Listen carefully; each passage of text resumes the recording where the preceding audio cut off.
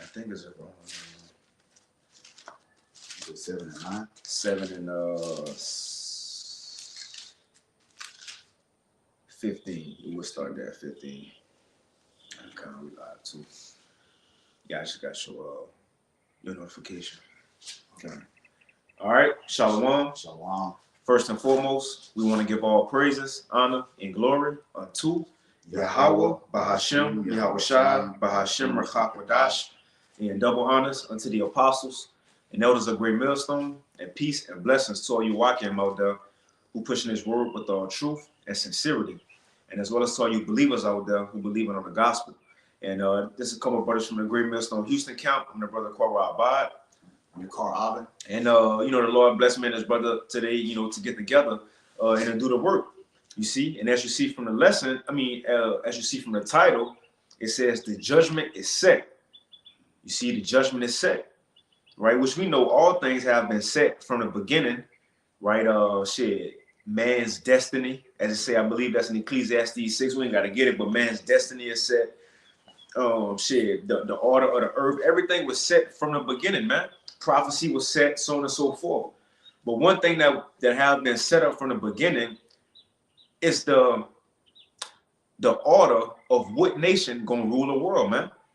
You see, that's another thing that have been set up. And us as Israelites, hey, we wanna, we hit the lottery, being the chosen people of the Lord. The judgment is falling into our favor, though. Because although all these nations had an opportunity or a chance to rule the world, to have dominion in the earth, slaves, so on and so forth, that was just for a portion of time. Whatever age it was, and that was just for a portion of time. But where judgment playing in our favor is that the judgment is set, which means at the end, it's already written for the nation of Israel to rule the world and every other nation that's in this world, man. And nobody can change that. No Christian, just because you don't believe what we telling you, don't mean it's going to change. Vocab alone, just because you don't believe, guess what? This is not going to change, man. This thing going to stay the same. You see, but other than that, we'll hop into it. We'll hit a couple prophecies.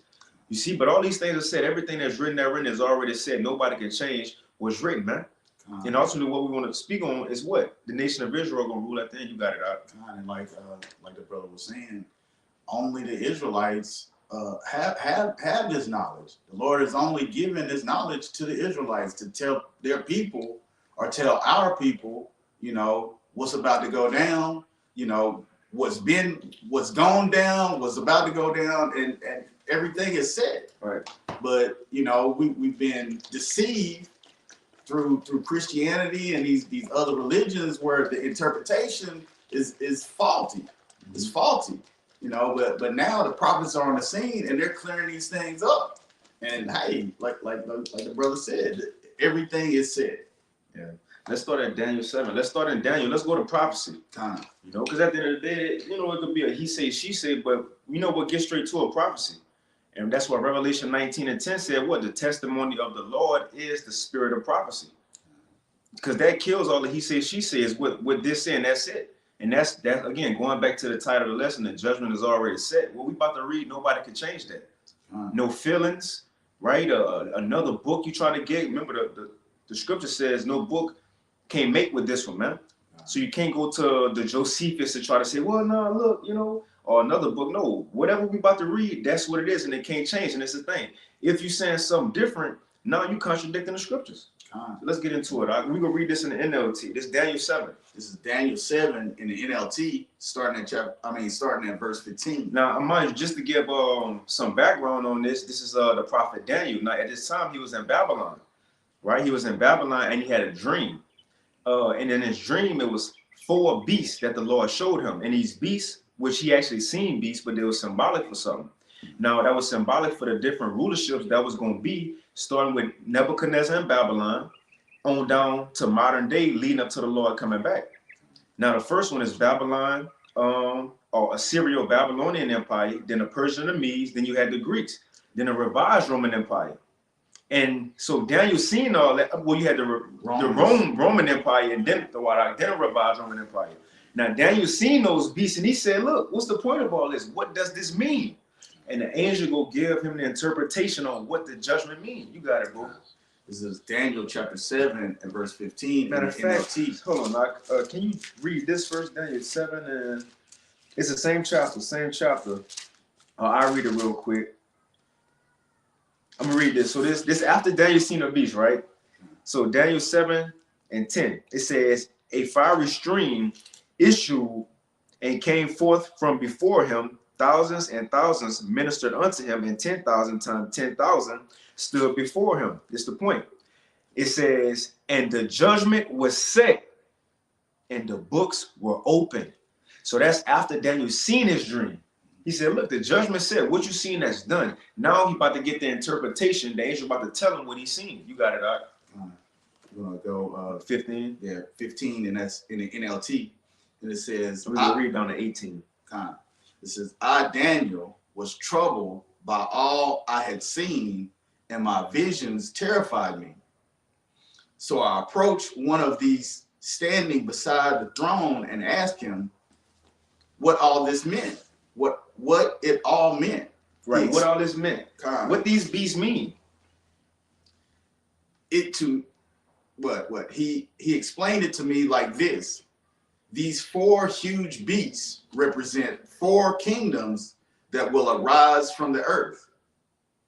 But in the end, so look, although these kingdoms go rule, these heathens go have time on the earth to have dominion and to say so, the Lord says, but in the end, the holy people of the Most High will be given the kingdom, and they will rule forever and ever. And that's really the end game of the Bible. If anybody wanted to know, at the end of the day, although the Lord put his people through captivity, right? Many different atrocious slaveries, man, under many different nations, right? The last hire first fired, and thugs and hoes, and yes, all these are the effects of us going through the curses as a nation. But although he put us through all this, the Lord said, at the end of the day, although I let these other nations rule over y'all, at the end of the day, my chosen people still gonna rule. Going back to the title, the judgment is set. We got to read that again. We got to read that again. The judgment is set, man. Nobody can change this. Who can change it? Nobody. Because before we even get into it, the angel said the judgment was set and the books were open. Let it happen. Let it play out. You got it, bro. And whatever you got. This is. I'm gonna get that 18 again in the NLT. Can we read 17 again? This is Daniel chapter 7 and verse 17 in the NLT. These 4 huge beasts represent 4 kingdoms that will arise from the earth. And like the brother, he had already gone over what those kingdoms were: the Babylonians, the Medo-Persians, the Greeks, and the Romans. You know, and then the revised Roman Empire. You know, and it says, but in the end, the holy people of the Most High will be given the kingdom, and they will rule forever and ever. Man, I like that. But in the end, although these heathens ruled and we was in slavery, just like it is now, but in the end, though, we gonna rule. We gonna rule, man. Take comfort in that, knowing you're Israelite, knowing it's the end game. We gonna rule. It's cool with the condition we're in now. It's okay. Because it's going to get better. It's going to get better, man. And I mind you, who can stop this? Nobody. You have something? Yeah, this is Daniel, again, chapter 2 and verse 44, getting straight to the point.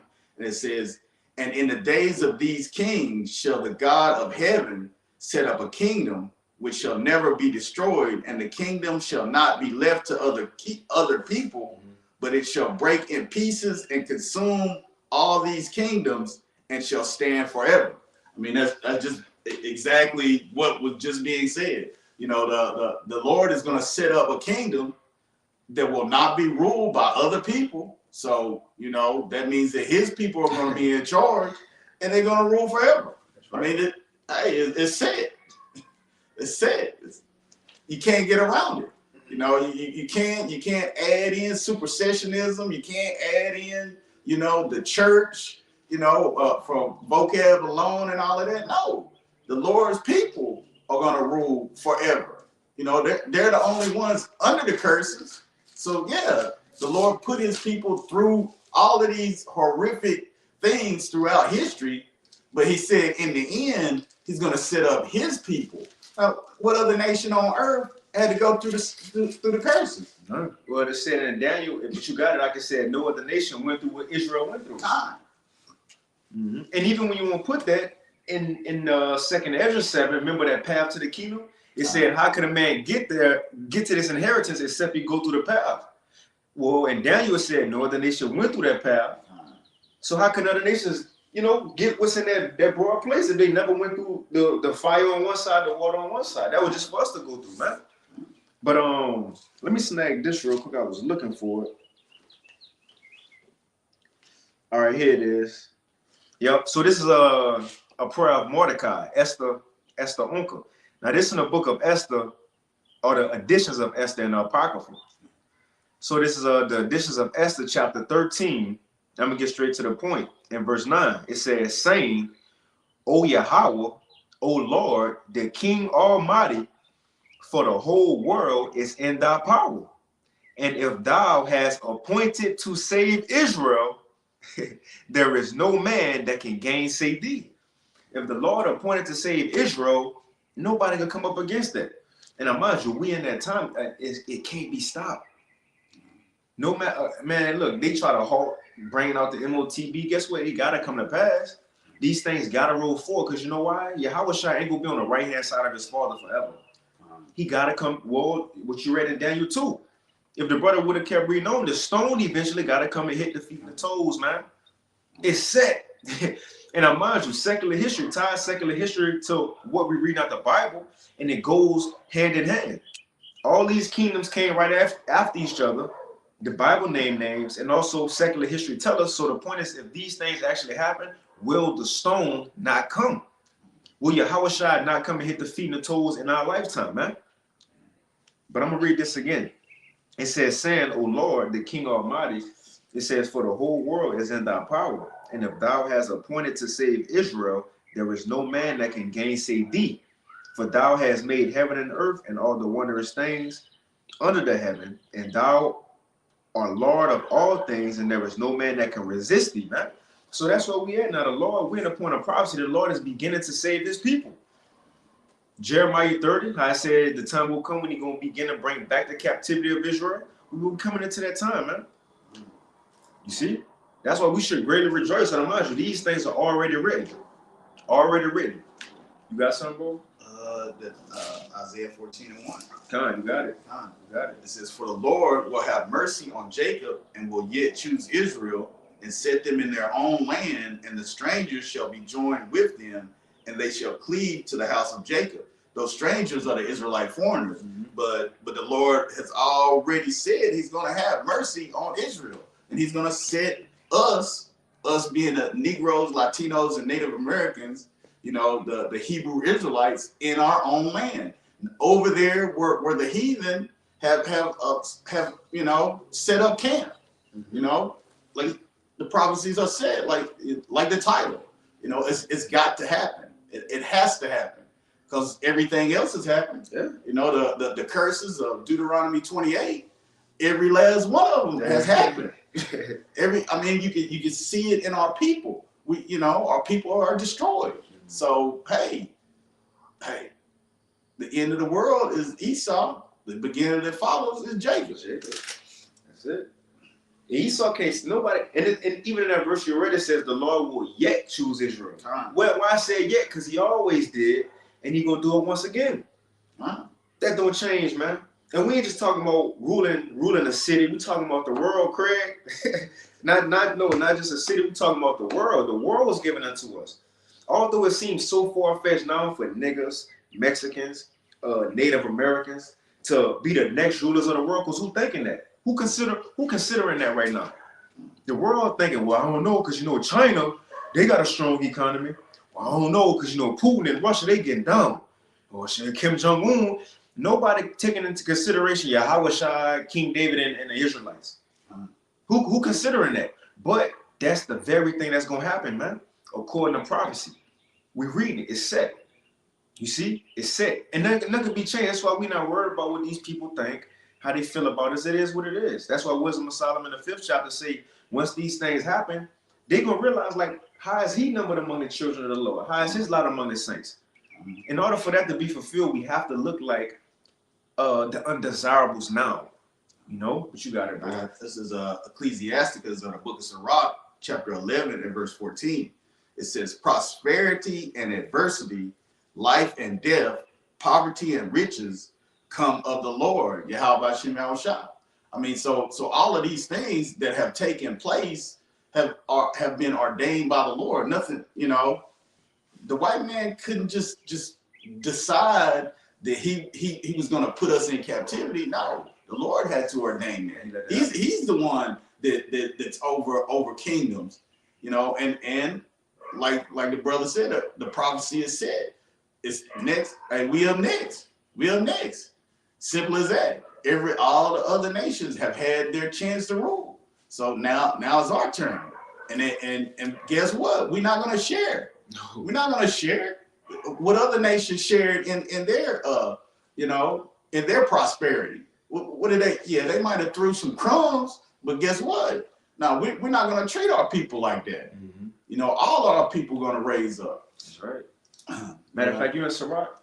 Hey, get that 10 because you mentioned it before the lesson. 10 and 8. Yep, that's the time we're in right now. 10 and 8. 5? Yeah. Oh, I was at 4. I was at 4. Okay, Con. This is Ecclesiasticus of the book of Sirach, chapter 10 and verse 4. The power of the earth is in the hand of the Lord, Yahweh Shem Yahushua, and in due time he will set over it one that is profitable. Right, so the rulers of the world, do it matter who got the guns, right? Who got the tanks, who got the power? No, who got the control of media and TV? No, that don't matter. Esau will demonize us, go all out his way, but guess what? At the end of the day, guess who's still gonna rule? Us. Us. Even if we try to kill off the majority of our people, guess who's still gonna rule? Us, man. It's set in stone. It's set in stone. Hey, yeah, it is. It's set in stone, Yahweh. It's set in stone. It's set in stone, man. But it says the power of the earth is in the hand of the Lord, and in due time he will set over one that is profitable. That's Yahweh and his elect men, man. Those are the ones that's profitable. Shit, they the ones created it, so they know how to use it best. You know, anything you get, they got instructions from the owner. He made it. He know how to use it. Well, we gonna be put over our creation, man, to properly use it, man. You see, can you jump down to 8? This is Sirach chapter 10 and verse 8. Because of unrighteous dealings, injuries, and riches got by deceit. And that's Esau. And really these other heathens too, but that's Esau mainly. He got his power the wrong way. And because of that, you got it. The kingdom is translated from one people to another. The kingdom is translated from one people, Esau, Edom, to another. Jacob is the beginning of the world that followed, man. 2nd Ezra 6 and 7. Esau's the end, Jacob the beginning of it that followed. And I mind you, I'm not just saying me, but y'all should feel like this too. This brother, I'm sure you feel the same, man. Don't care what no Indian gotta say, you know, white person gotta say, you know, Chinese person gotta say, you know, man, we gonna rule the world to come. That's not far-fetched to us. Right? This is our reality, man.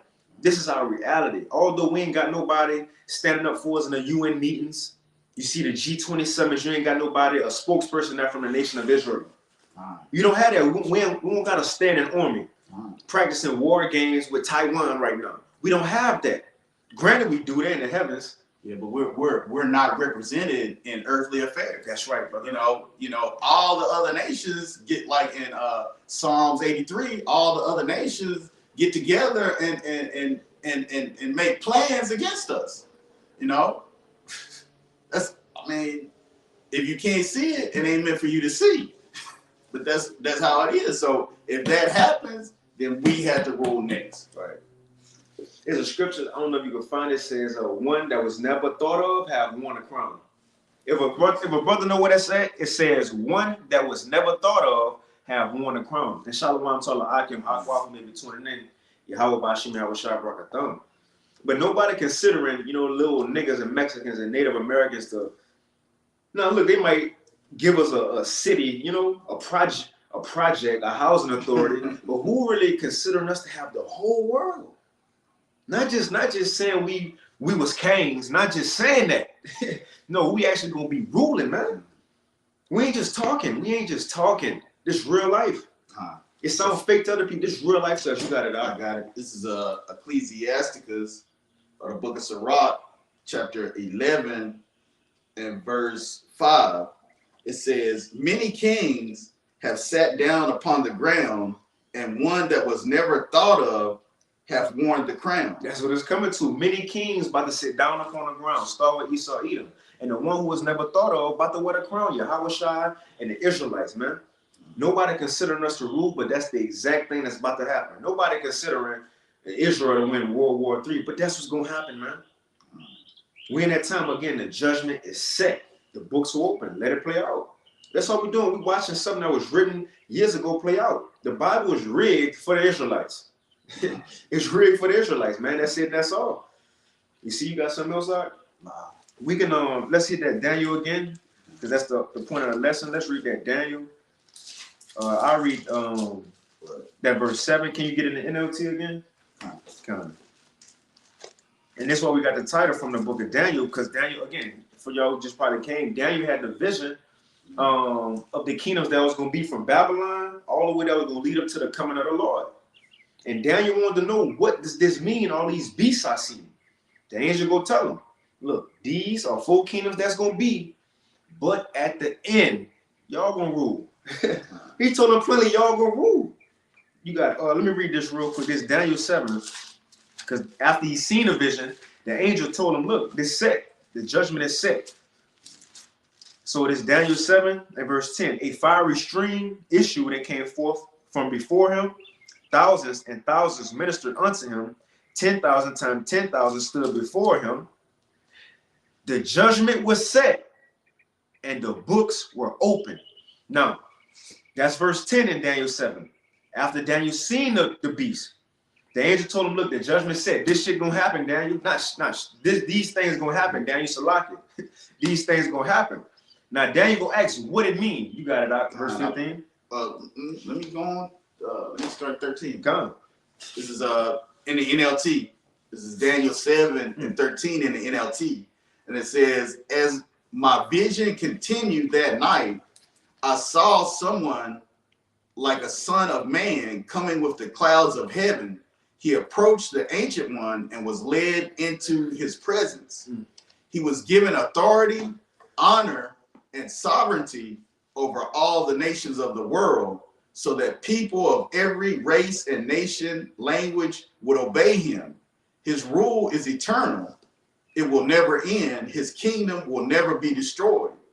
Is that for real, or is that a line? Hey, come on, brother, you got it out.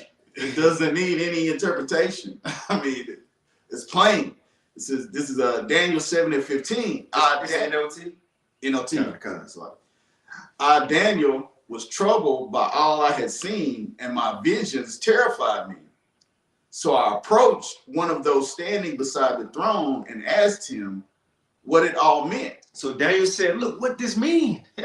What this mean? What these beasts mean? And the angel gonna tell him plainly, man, this is what's said. What we read right here, this is what's said. He explained it to me like this. These 4 huge beasts represent 4 kingdoms that will arise from the earth. Babylon, Persia, and Medes, Greeks, and Rome, and the revised Roman Empire included in the 4th. But in the end, so although Babylon ruled for a portion of time, although Xerxes was the man, right? Cyrus was the man, Persian and Medes, Alexander the Great came on the scene, like the leopard running through shit. He knew the Greek Empire, the Roman Empire, that was great. Although they came, guess what else said after all that? Even today, the revised Roman Empire. Look at America, man. Look at the riches, the lights in Times Square, the money and all that. The military might, That's the ability to be 1,000 miles away and to just destroy cities, women, children, whatever, Hey, the United States, the revised Roman Empire, NATO and the EU, they have that power right now, but as it says, can you read that again from the top? So think about that. Seeing all these kingdoms came, and we still in them, What do we know now? Although we still here, it's going to tell us. But what? You got it. God, it says, this is Daniel 7:17 in the NLT. These four huge beasts represent four kingdoms that will arise from the earth. But in the end, the holy people of the Most High will be given the kingdom, and they will rule forever and ever. Do we got to worry? Do we even got to go pick up guns and fight? No, it's going to be given to us. We ain't got to, I ain't going to say we ain't got to try, because we're doing a trying and a fighting right now by being in this ministry. You see? But the point is, we ain't got to go take up arms, man. We ain't got to, march for reparations and we want a seat at the council. We don't need to do that. It's already set. But in the end, although these nations ruling, at the end of the day, I'm going to give my people the kingdom anyway, man. That's what we read. Nobody can stop the Israelites, well, should I say Yahushua and the Israelites from ruling the world. It's already set. I'm going to get this real quick. I'm going to stay in Daniel. Because the Lord, before this chapter ends, the Lord going to say again. And guess what? The judgment going to sit. Now I'm going to jump down, because now it's going into that fourth beast, which is Rome. Then eventually it get to that revised Roman Empire, which is America, because it talk about that little horn right here. And I just want to get this to show, look, we in this time. So look, we right here in Daniel. At the end, I'm going to get this. This talking about America. Esau, Edom, in America. Daniel 7:25. And he shall speak great words. I'm going to start at 24. And the 10 horns out of this kingdom are 10 kings that shall arise. And a other, and that other is America. And a other shall arise after them. He shall be diverse from the first, and he shall subdue 3 kings. When America came into power, they had 3 major battles that gave them their freedom. French, Spanish, and the British. The Brits, 1776. Independence Day, when the 13 colonies split. So we're reading about where we at right now in prophecy in modern times. And it says, and he, talking about America, and he shall speak great words against the Most High, and shall wear out the saints of the Most High, and think to change times. Hey, the time just changed. We went up our back.